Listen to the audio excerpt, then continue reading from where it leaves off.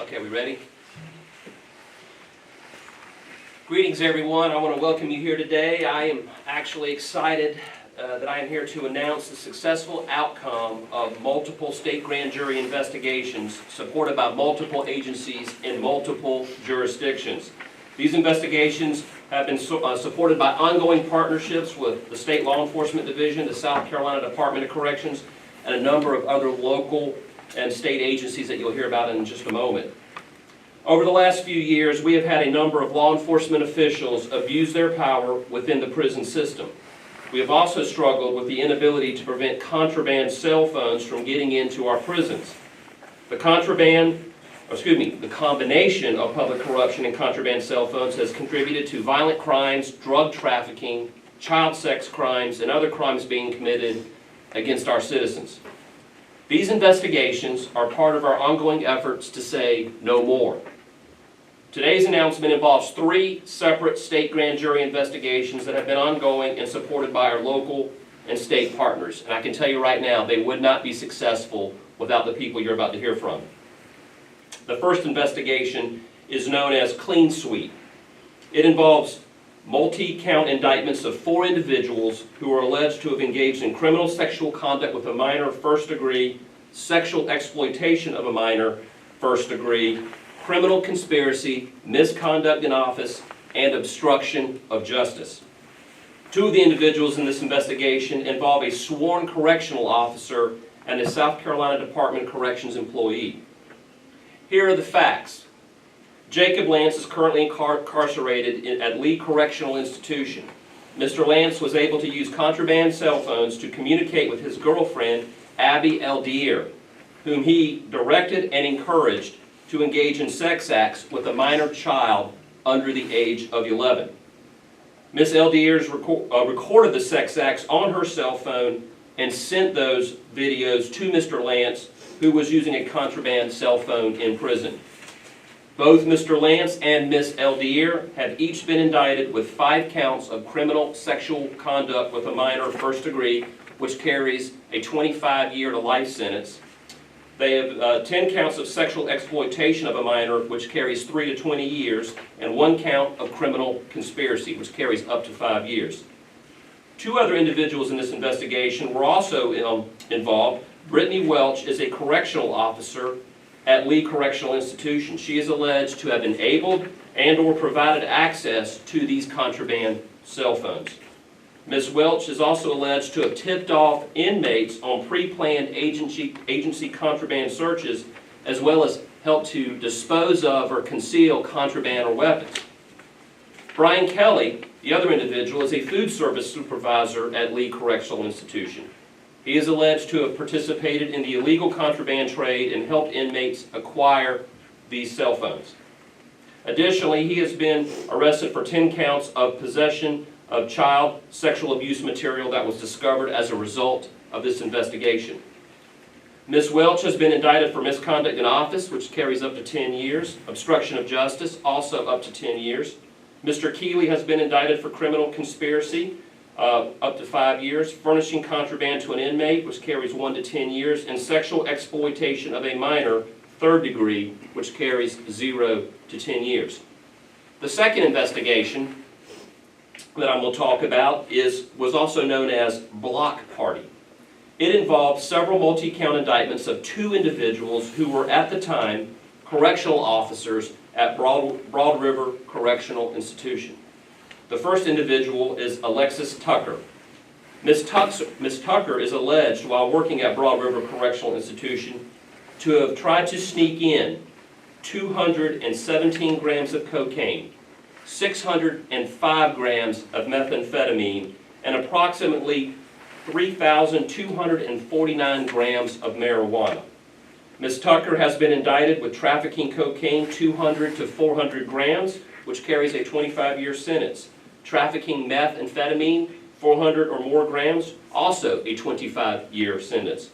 Possession with intent to distribute marijuana, which carries up to 5 years. Furnishing contraband to an inmate, up to 5 years. Misconduct in office, up to 10 years. And criminal conspiracy, which carries up to 5 years.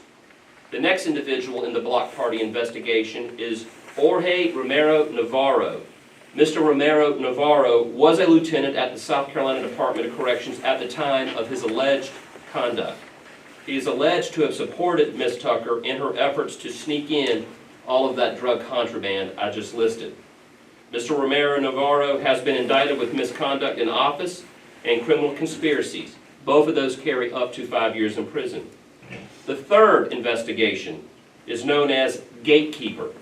It involves new indictments of 3 correctional officers alleged to have engaged in misconduct in office while working in the McCormick Correctional Institution.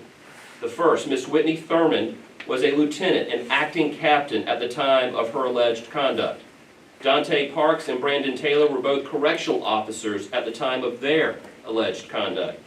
These 3 correctional officers alleged to have sneaked in packages on behalf of inmates and would be paid through money payment apps. This investigation also indicted 5 other individuals, which we announced this past July. That announcement involved 4 correctional officers and a corrections medical employee. These 5 individuals were indicted for various offenses including misconduct in office, sexual conduct with an inmate, criminal conspiracy, money laundering, trafficking meth, unlawful possession of prescription medications, among other offenses. Now, I want to say this. All the individuals that I have just mentioned who have either been indicted or charged are presumed innocent until they are proven guilty in a court of law. These are allegations at this time. I would like to now talk about our partners and staff who made these 3 investigations and their predicate investigations possible. And again, the partnership that we have with the State Law Enforcement Division, the Department of Corrections, as well as several local sheriff's offices and police departments is made our job so much easier. The professionalism of the men and women with these respective agencies has really made a difference when it comes to dealing with drug cartel and illicit drugs coming in through the prison systems, the public corruption that you're seeing by some of these local officers, as well as now, unfortunately, criminal sexual acts committed by children that were perpetuated and facilitated from behind bars. We couldn't have caught this, we could not have prosecuted or indicted this without the support. What is remarkable about this investigation, or these investigations, is that this is unparalleled cooperation between the South Carolina Attorney General's office and all the people standing up here in the agencies they represent. Rooting out corruption, drug trafficking, and worst of all, child sex crimes could not have happened without the support and dedication of so many people. I want to thank, first, I don't know if they're here today, but the Department of Homeland Security was a federal partner who aided in this investigation. I want to obviously thank Chief Mark Keel with the State Law Enforcement Division. My good friend, my colleague, partner in this, Director Brian Sterling with the South Carolina Department of Corrections, who you'll hear from next, who, by the way, has been a leading voice, not locally, but nationally, on the need to jam cell phones and have that technology allowed through federal regulation and or statute. And I want to thank him for his leadership with corrections officials from around the country. Also, the Inspector General with the South Carolina Department of Corrections, Frank Kelly, and his team, they were incredibly helpful in this investigation. I don't know if he made it in, but the 13th Circuit Solicitor's Office, I know Solicitor Wilkins was possibly going to be here, but his agency and his staff were incredibly helpful. I want to thank the Simpsonville Police Department, the Lee County Sheriff's Office, the Sumter County Sheriff's Office, and of course the members of the South Carolina Attorney General's Office, my staff, my team, who run the State Grand Jury Division. I truly want to thank them because I know firsthand how good they are at their jobs. And of course, they have had a very busy year, as many of you know. The cases that I've just talked about and the charges and the indictments, they're going to be prosecuted by the State Grand Jury Division Chief Attorney Creighton Waters, standing to my left, Assistant Deputy Attorney General David Fernandez, Special Assistant Attorney General Stephen Lunsford, and Special Assistant Attorney General Margaret Scott. I also want to thank Investigator Grubbs and the ICAC team, our Internet Crimes Against Children Task Force team in the AG's office. We couldn't have done it without them either. Again, so many people contributing so much to make these arrests and these... How much it costs, and sliding it under the door because they didn't want to catch a cell phone charge on a device that was basically a brick. The other way I know it's working is our legitimate phone calls, the phone calls that they can make for 5.5 cents a minute, have gone up almost 70% since this time. That's why it's working. In my budget request to Governor McMaster, I've asked for money for this system, these systems to be put in all of our prisons. So it's about $1 million to start the system, and then it's a little bit more than that, about $1 million a year. So it's about, I think we're asking for about 12. So maybe it's $500,000 per institution, $1 million to start it. I'm hoping the General Assembly will see this. I know they've heard this year after year. I know they've heard it from the constituents. They're going to hear it from the Attorney General and myself again, and they're hearing it today. We need this money to be able to install this technology to shut these phones off. It appears to be working. We've got a couple of people we're testing. We're going to be testing it at upstate prison soon. We're testing at Lee, and then we have a mobile solution that we're going to test, and we're going to see which one works. We're going to bid it out, go through the procurement process as we have to, and then start installing these systems. Again, I want to thank our folks. I want to thank our prosecutors. I want to thank our partners. We wouldn't be here today without their hard work. But some of these allegations are just very disturbing. I mean, just anybody that was in court today, I have no words. I mean, and these are allegations, but I mean, I've seen a lot in my time as Director of Department of Corrections. Today was a day I'll never forget, and I think everybody that was in court today probably feels the same way. Thank you, Attorney General, and I'll turn it over to Clayton for a second. The difference between jamming, which is what I've been calling, is basically you put a curtain over the prison and you deny service to those cell phones. That's what jamming is. The federal prisons, we've got a prison, Bennettsville, and there's a federal prison right across the street, literally right across the street. We can't jam, but they can jam. I know they're testing this jamming at 5 federal prisons across the country. I think one is in Atlanta. But we can't jam, but they can jam. So that would deny service. We would not have to find the phone and turn it off. What we're doing with the IMEI is we are identifying the phone, the International Mobile Identifier, which is actually how you make the phone call. It's not your cell phone number. It's how they connect the phones in their system. We're identifying that, and then we're turning it over to the carriers. Carriers have 2 days to deny service to that phone. The carriers have not been our friend in this fight against jamming, but they have been responsive, I should say, with turning these phones off. There has been no problems with that at all. They've done a great job. They have been good partners. And if I could just give a little bit of history how this got here, how we got here. We had several meetings across the country, frankly, with corrections directors, and then we went to Washington, D.C. We had a field hearing here. Governor Haley testified in front of that. Governor McMaster then wrote some letters, asked Senator Graham to file some legislation. I know the Attorney General did that also. And then we had a big meeting in D.C. with the FBI, Justice Department, and FCC and others. And it kind of came from that. And then we had one-offs with a group of corrections directors from the country and the industry. They were 100% against jamming. They said, what about this IMEI? We can add these to a list and shut these off. It's basically, it's not the stolen phone database, but it's the same type of thing where if your phone's stolen, you would call Verizon or AT&T and say, hey, my phone has been stolen. They would then add it to a stolen phone database and they would shut it off. I again say this is not the stolen phone database. They are not adding it to the stolen phone database. What they're doing is they're adding it to a contraband phone, basically database, and shutting these phones off. That is the difference. How did I do? Great, kid. Thank you.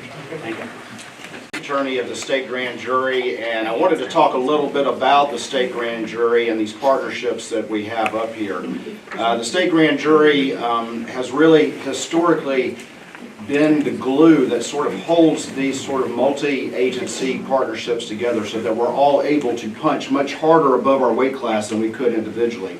And one of the things in doing the complex narcotics trafficking and gang cases that we've been doing in the state grand jury for years was we started to realize that in every one of those major investigations there was at least some respect. The criminality, the leadership of these narcotics operations, of these gang criminality was going back to leadership within the prisons. And we came to the conclusion that we cannot continue to send people to prison for double digits and not do something to help the problem. And so what we did was reach out to Director Sterling and put in place a partnership whereby we are able to deputize SCDC attorneys who essentially serve as prosecutors in this case, and they've been instrumental. We have Margaret Scott and Steve Lunsford up here who've been instrumental in doing that. Also, I'm going to mention Jennifer McKellar, who's another person, one of the AG staff, who's been working so hard on this case. But ultimately, that's really what excites me about this particular result here today, is you're seeing good results from that partnership. You're seeing these two agencies work together along with other local and federal partners to make a difference. And I want to echo this because I've gotten up here as well at many of these press conferences, and we've talked about the problems of cell phones and how much significant criminality emanates from the prisons with the cell phones. And we've been singing that tune for a long time. We've been talking about COs being shot. We've been talking about drugs. We've been talking about gangs. But this time it's different. This time we have a child that was victimized in the most horrible way possible. And I have some words for that. Those words are, we served him today with notice of intent to seek life without parole. We are coming hard against that individual, and there will be accountability for anyone who was involved in that.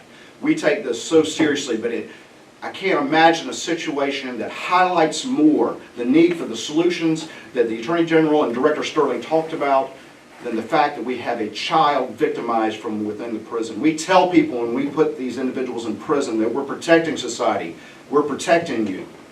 And we didn't because of the limitations that are put on us. So I echo Director Sterling's call for money from the legislature to put in place these new systems.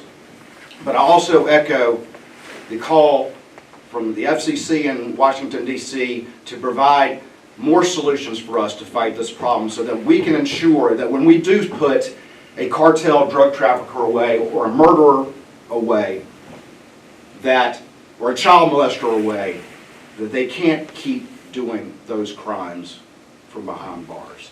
And that's what this partnership is about. I really want to thank everyone here. SLED, SCDC in particular are the main partners on this, the 13th Circuit. But this partnership is working. And so we're going to continue to do that, and we're going to continue to look for other agencies that we can partner with so that we can take the state grand jury and really make a difference. Thank you. Okay, I'm going to wrap it up with corrupt prison officials are contributing to a lot more. They're contributing to riots, gang activity, heinous acts against small children, and it's got to stop. And we need those in the federal government to, I think, drop one word. Powers given to us under the state constitution and state law. We're going to wield the state grand jury with our state and federal partners to go after those who are abusing their power in the system, and we're going to do everything we can to end it. So with that, I want to thank all of you for being here today. We are happy collectively to answer any questions you may have. We'll obviously make ourselves available. How frustrating is it that you got people behind bars but they're still committing crimes? Well, I think when Brian and I both started this job, I had a lot more hair and his hair was a lot darker. I mean, it's incredibly frustrating. I mean, it's incredibly frustrating when we keep going to folks in the federal government and we keep saying, if we can just drop this word in, we just do one tweak to a federal statute that allows us to do what is already being done in the Federal Bureau of Prisons, we can eliminate so much drug activity, so much gang activity, so much human trafficking activity. So much corruption, but the fact that we just get so much resistance over one simple word that allows us to do something that other prisons are doing is very frustrating. And so we have to go in there, and instead of just blocking it all out, we have to go in there and like surgical strike teams with all of these partner agencies at the local and state level. We have to go in there, we have to take these people out onesies and twosies like whack-a-mole is what it feels like to me. And it's incredibly frustrating, and honestly, it ticks me off. I'm sure it ticks off everyone up here. But that's where we are, and we're going to continue to do that until people in the federal government get off their butts and do what they're supposed to do. Oh, please. So I was listening to a member of Congress, high-ranking member of Congress the other day, talking about fentanyl and how we need to close the border. And that's a federal issue. But one of the things I wanted to ask that Congressman was, why aren't you for jamming cell phones? Why don't you have a hearing on this? Because 100% the fentanyl is being made in China and Mexico. And then the folks that are incarcerated in South Carolina for drug trafficking, similar crimes, they go to prison and they're able to do the same thing and make a lot of money. And they're coordinating with these folks in Mexico, these cartels. And they're killing our citizens. Fentanyl is so dangerous. We had Some we found in the prison a while back, and they're found in prisons, but it's so dangerous. They're killing our children. And there's a simple solution out there to stop a lot of this. Got a sheriff in Chester who said that, you know, cell phones are the biggest public safety threat that we face. And he used to be with SLED, he was head of the drug area at SLED, that we face in South Carolina and the United States. I mean, they're killing our children by these cell phones, by trafficking fentanyl into the United States and coordinating it and making money after these folks behind me work very hard in very dangerous conditions to convict these folks, and they're sent to prison for public safety. It's nonsensical to me. And to answer your question, frustrating is not the word, dangerous is the word. And we're seeing the results of that today. Yeah, and these phones, they're not just putting correctional officers' lives at risk and safety at risk and each other at risk. People out in our communities. Several years ago, y'all remember the riots? Cell phone at the heart of that. You know, the last couple of years, there's been a number of state grand jury cases where we've had tons and tons of meth, fentanyl, illicit drugs, weapons coming in over the southern border in collaboration and coordination with Mexican drug cartels, with people who were communicating with inmates in the prison system, and it's pouring into the upstate and throughout all of South Carolina. It's feeding a much horrible problem. And eliminating the ability for them to use cell phones would make our lives and our jobs so much easier and our state so much safer. That was a long a long answer to a short question, but it's important for us to hammer that home. Any other? What's the word that needs to be added to the federal statute? State. State. It says feds can jam, states cannot. So it allows the federal government, any federal agency to jam. A couple of years ago, I was designated as a deputy U.S. Marshal, and we had that test at Broad River, the first one in the country that was a live test, and that worked very, very well. We've proven it can work, we've proven it's safe, we've proven there's no bleed over. It's nonsensical that they won't do this. However, they did come up with this other solution, and it appears to be working. But this has been over a decade's worth of efforts by a lot of people standing before you and in Washington and here. I want to thank everyone for being here, covering this. We appreciate you. We consider you a stakeholder and a partner in this as well, because if people don't know about it, they don't get angry. If they don't get angry, politicians in D.C. don't listen. So thank you for your role as well. We appreciate you. Have a wonderful day.